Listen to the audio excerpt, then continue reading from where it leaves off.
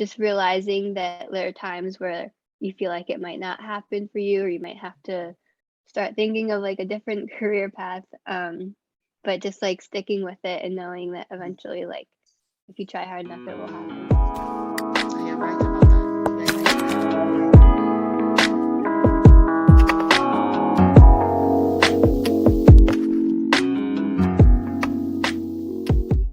She believed she could, so she did. Welcome to another inspiring episode of Podcast with Sheila. With me today is writer, editor, and content creator Caitlin Reddington, associate editor at All Things Hair. Caitlin will be sharing with us today how she started from zero to reaching the status of associate editor for one of the most reputable fashion magazines in the world. Hello, Caitlin, and welcome to Podcast with Sheila. Hi, how are you? I'm good, and you? Good. Thanks for having me on the show. It's a delight to have you. Do you have a favorite quote you'd like to share with us today? Yeah, I really like the quote. It's a Walt Disney quote. It's always, it's if you can dream it, you can do it. I actually have a necklace that has that quote that I got as a gift a while ago. And yeah, that's just always what resonated with me. Like, I think it's inspiring. That like if you have an idea, there's like no reason why you can't do it. Exactly. Let's get to know you a bit more. So who is Caitlin, and what was life like growing up for you? It was really good. I grew up in upstate New York, like around Rochester area. And yeah, it's like a pretty like a small town, a lot different. I live in New York City now, so it's like the complete opposite of New York City. But yeah, I was always like the more like on the creative side. Like I loved art class as a kid. I danced growing up. I was into theater in school. So yeah. Great. So you've always worked around art, have you? Yeah, I was always in more of like the creative, like artistic. Let's talk about you and how you become successful to date. I know that every successful person has a story to tell. What will your story be? I'm sharing how I learned, like in college, I was able to mix fashion and beauty with writing, which are things I really love, and how I was able to combine it in my career today. Okay, so how did it all start for you? Did you go straight from college, and did you go straight into fashion right up from college, or you have started somewhere and then you ventured into fashion? So all through college, I knew that I wanted to work in fashion. But right when I graduated, I actually did the Disney College program down at Disney World in Florida for a little less than a year. I started that a couple months after I graduated. So I worked down there for a little while, and that was just something fun to do that I had the opportunity, and it was like the only chance I'd get to do it. So I just figured, why not? I have the rest of my adult life to work and get a job in my field. So I did that, and then about a year after I graduated from college, I moved to New York City. And then I just started applying to jobs in the field I wanted to work in, and it took a while. It took me a little over a year to get that job, break in the industry, but once I did, I was really proud of myself. Okay, so within the year that you were waiting for you to be called on that job, what were you doing in that span? I had a retail job in New York City that I was working, and then I was freelance writing for a website called WDW Magazine, which stands for Walt Disney World Magazine. So I was freelancing for there to like keep up my writing experience, you could say. So what has the journey been like for you on your new job? What has it been like, the experience, and how has the journey been so far? Oh yeah, it's been really exciting for me. I um It's all about hair, all things hair.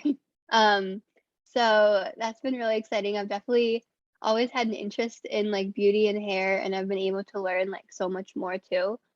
And um, I've been able to learn about just like different things in editorial, being able to grow as a writer and editor, and getting to attend Fashion Week and cover like backstage hair looks is something that's been like pretty surreal because that's something like you grow up always being like, oh, I want to. At least for me, I was like, oh, I want to go to Fashion Week someday. Like that would be so fun. So yeah, getting to actually do that as part of my job now is pretty cool. Okay, so do you study the hair to write about it, or you actually work with the hair? Are you a We stylist? No, I'm not a hairstylist. Um we learn a lot. We have there's some hairstylists through the different Unilever hair brands that we work with. So like Tresemme and Shea Moisture and Suave. So we learn a lot from them and get like some hair care like tips and advice from them. And also just our own knowledge from like working in the industry um and like yeah, being in the beauty industry too. What has the journey been like? What were some of the challenges, or what are some of the challenges you've had to deal with on this journey? I think some of the challenges have been, I think like self-doubt is something. I feel like a lot of people in their early 20s have gone through that, no matter like what career path you're on. Um, Especially since it did take a while for me to get like that breakthrough job in the industry.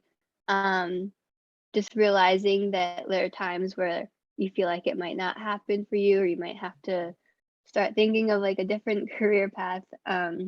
But just like sticking with it and knowing that eventually, like if you try hard enough, it will happen. You're right about that. Yeah, I think when I also come out of the university, well, I had what mine was I had Hmm. a career path. I knew what I wanted to do, even though the Yeah. university wanted to retain me to become a junior lecturer. I said no because I wanted to go straight into entrepreneurship. And when I came out, for some reason, I thought it was easier starting your own business. You know, sometimes people make it look Yeah. very easy until you're I on thought the of it. job, and then you know it's not that easy at all. So when Yeah. I started it on my own. Then I saw that my mates were making it fast in life. You get it? They were having their own Hmm. houses, buying lands, building, having their first cars, you know, and all of that. And I thought, oh no, if I go through entrepreneurship, it's going to take me a long while to get to where they are. So I Hmm. was I shifted focus a little bit. So I packaged my CV and I started looking for jobs. And I didn't get it. I think I said a number of times here, even with the high grades I had a first class honors, but I didn't get a job in the banks because they were making it a lot in banks and I didn't get a job. So I had to go back to what I had set my mind to do. That was going back into entrepreneurship. And I've never regretted. Hmm. I've never regretted because I've learned on the job. I failed a lot. I won't lie to you about that. Yeah. I failed a lot. I came up with a fashion magazine as well. So when I saw Oh wow. when I saw your magazine, I was so impressed about it. I came up with a fashion magazine. At that time, I called it Intin Maglog, and I was in Ghana then. Okay. I wasn't in the Hmm. UK. I was in Ghana then, and I was on all the. I think I was on all the major media sites, all the major media platforms in Ghana, the national Hmm. ones and then the private ones, on radio stations, on TV stations, to promote it. And then one of the TV stations in Ghana created a link for me in the UK. So I came to UK to have an interview about it. And I brought some of Hmm. the magazines with me. I think it started off well, but what let me down was my marketers because I couldn't do everything on my own. So I had to give it to some people to Right. market it for me in Ghana whilst I went Hmm. around doing other things about the magazine, and they let me down. So they took my money, they squandered it, but they didn't do my distribution for me. So Um. that was the letdown. And sometimes it's so Yeah. difficult when you're coming out of the university and you don't know what to do. It's so difficult. Yeah. Exactly. Hmm. For you, what do you think? For me, I knew what I wanted Hmm. to do before I came out of the university. So I think that people should know what they want to do before they come out. But what if they don't find Yeah. themselves in that position? What if they don't know what they want to do before they come out? And then they come out and because the job market is saturated, seriously. Right. So, I know. The job market can be so crazy sometimes. yeah. Um, I would say I feel like I was lucky too because I knew what I wanted to do when I graduated college, but there's so many people that don't. Um, but I think something good to do would be to look at um, like whether it's like hobbies you have or activities you like to do, whatever you do, like what makes you happy and what makes you feel fulfilled, and see if there is like careers that are either doing that or some way that you can use like those skills into a job in a career path. So it's like a similar um, kind of transition. So Exactly. I And would go with that. yeah, I think that sometimes we also dream too big. I wouldn't say dream too big. It's good to dream big. But I think sometimes Yeah. people look at very big things as Hmm. a career path instead of something very simple and very easy. You know, it could be just doing craft, and that could be your Hmm. biggest breakthrough. You know, Yes. it could be hair, actually being a hairstylist, or being, Hmm.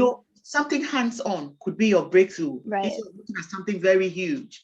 So something that comes easy to you, like you just said, could be something that anybody could be looking at if they're thinking of branching into something. And now um, the internet has given us a lot of opportunities to do things. You get it?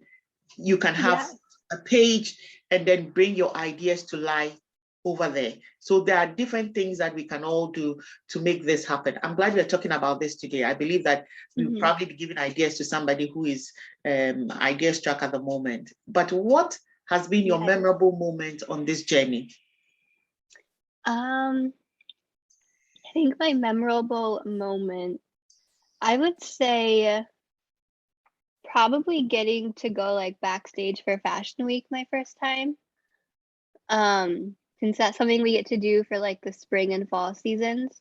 We get to go and check out like the hairstyles from the shows and talk to the hairstylist.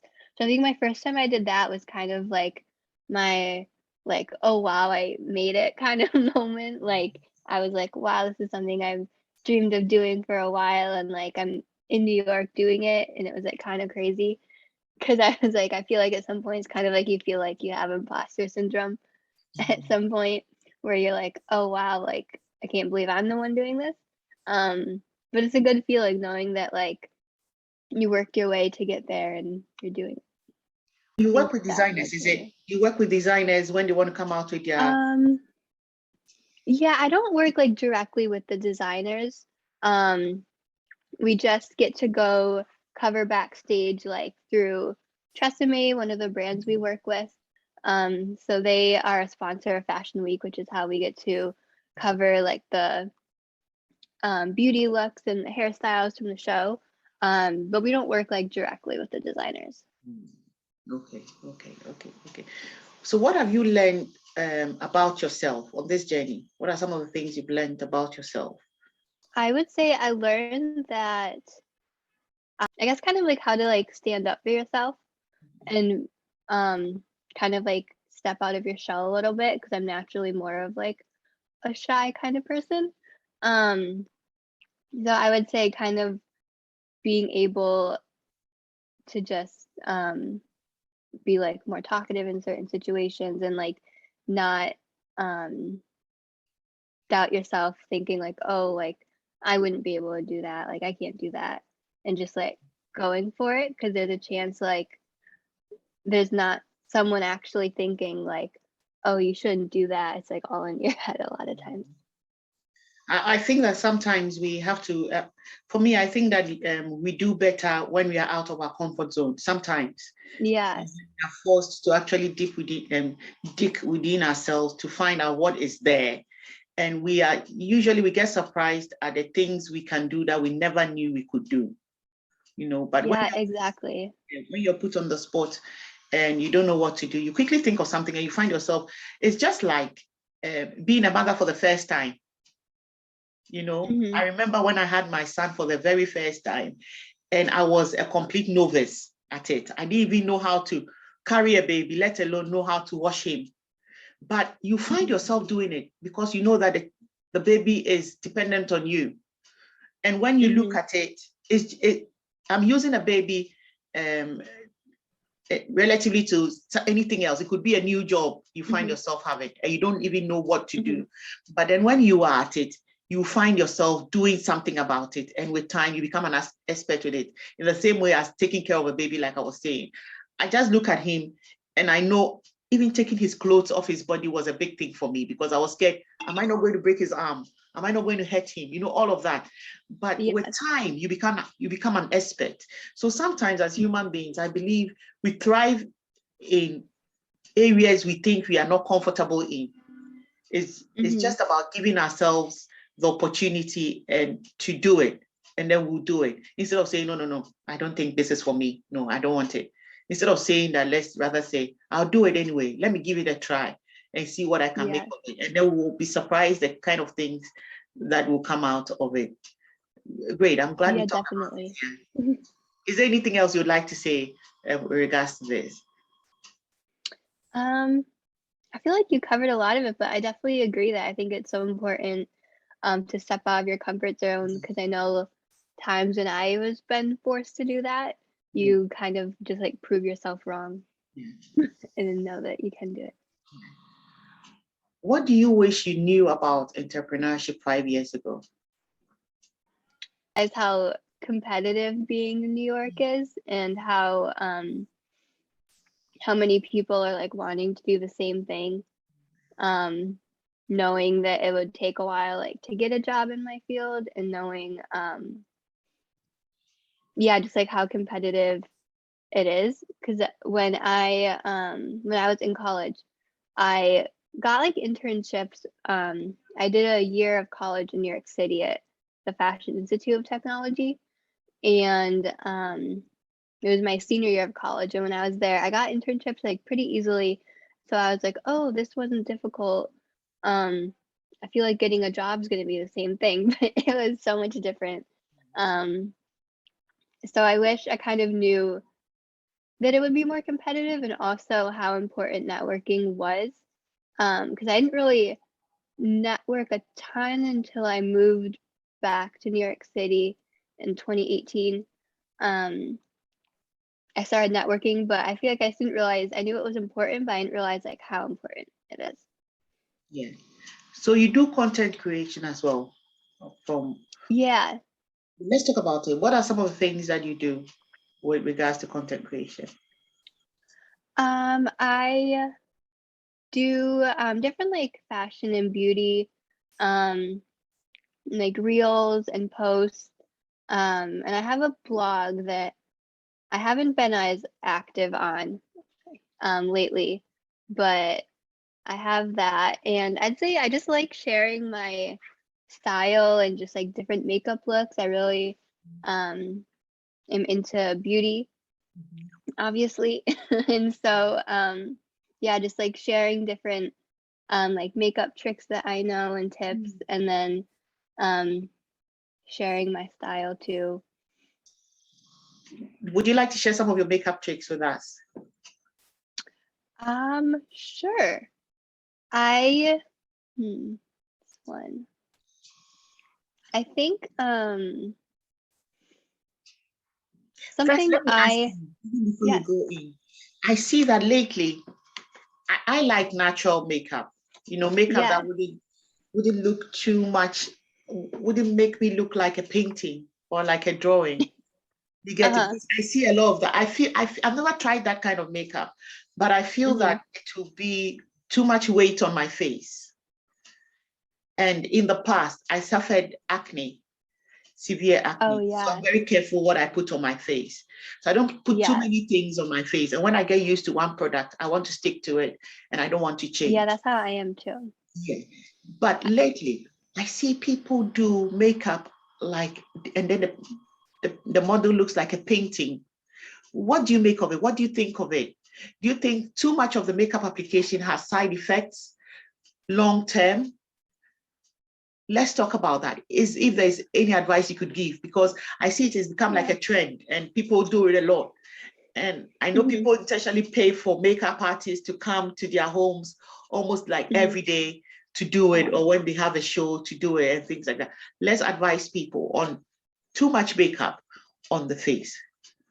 Yeah, I definitely went through like a same kind of thing where like in high school and part of college I had like a lot of acne and um went on like medication for it even and stuff. And I realized that at least with like my skin type, the more definitely the more like products I'm using and the more stuff I'm putting on my face, it definitely does have an impact of like making my skin break out more. Um and yeah, it just sometimes it just feels heavy and I don't like that feeling either of just feeling like you have a lot of makeup on your face. So I definitely do I'm more of like the natural kind of makeup looks. Um like I don't wear foundation every day, which I feel like some people are surprised by when they like learn that like I'm into makeup so much. But I feel like it's just something I don't feel like I need on like an everyday basis. So if I want to do more of like a full coverage makeup look or I'm maybe like going out somewhere, I'll do foundation. But on like a normal day, I don't usually. Um, so I do like to keep it lighter and like a more natural look.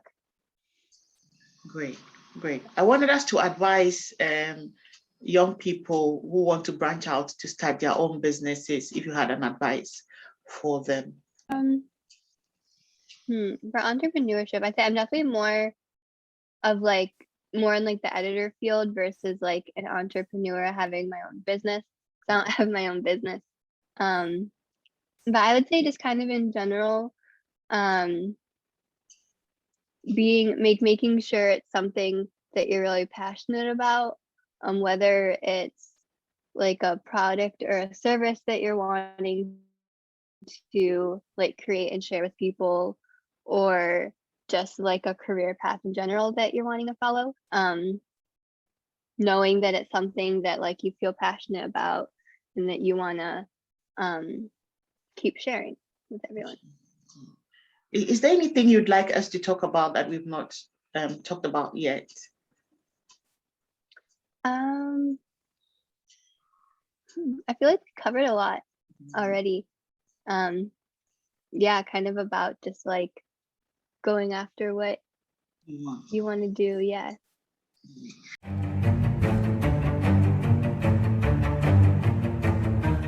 Okay, so it's a time of truth now. So I'm going to ask you some questions and then we'll get to know you a bit more. So what is your greatest wish? My greatest wish is what comes to mind first, which might sound like cliche or I don't know.